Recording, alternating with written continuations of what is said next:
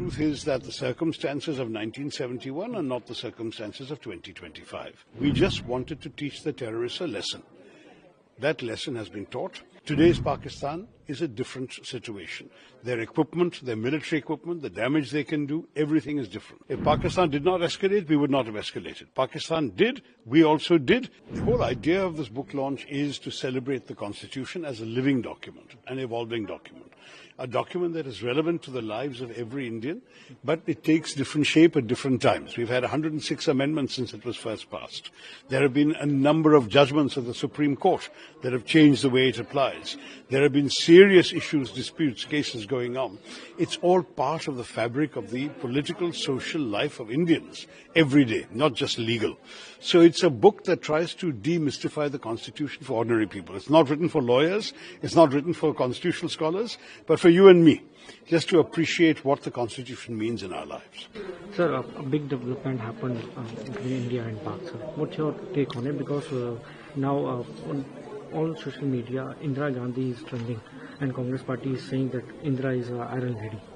You see, the fact is that, to my mind, we had reached a stage where the escalation was needlessly getting out of control.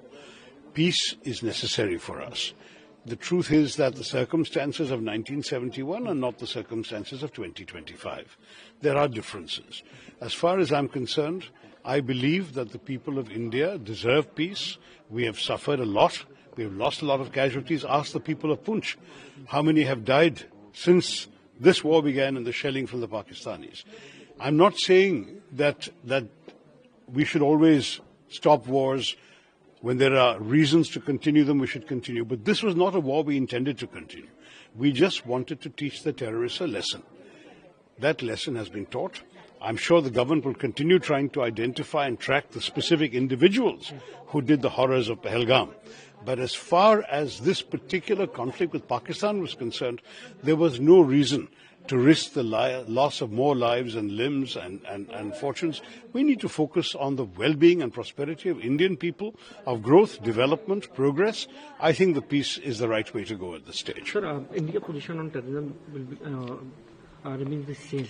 Our position on terrorism will not change. The way the government took few steps, like inter-voted will be suspended, there will be other measures also. Other measures have to be taken. I think we have to definitely use all the intelligence means available to find these people who did this terrible crime in Pahalgam, to identify them, track them down wherever they are and bring them to justice. That is indispensable. It may not happen overnight. It may take months, it may take years, but we will have to do it. No one should be allowed to get away with killing innocent Indian civilians. But that doesn't mean we should put the entire nation at risk in a prolonged war.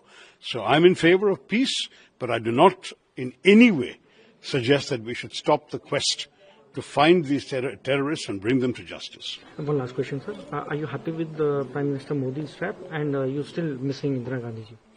Look, I think 1971 was a great achievement of our history. I'm proud of it as an Indian. Indira Gandhi ji rewrote the map of the subcontinent, but the circumstances were different. Today's Pakistan is a different situation. Their equipment, their military equipment, the damage they can do, everything is different. And the circumstances of Bangladesh, we were fighting a moral cause to actually bring people to freedom and liberation. That was a completely different story. This is a different story.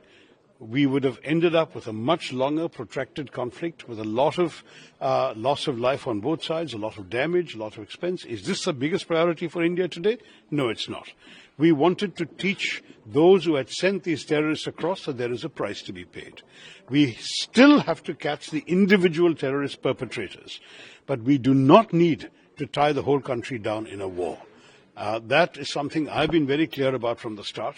India did not, I believe, at any stage see the action of the 7th as the beginning or the opening salvo of a long protracted conflict. For us, it was one-off. We'll do it. If Pakistan did not escalate, we would not have escalated. Pakistan did. We also did. It was getting to a point where if it continued like this, we would needlessly have been caught into a long drawn-out war without a clear objective at the end of it. Liberating Bangladesh is a clear objective. Just keeping on firing shells at Pakistan is not a clear objective. You see the difference?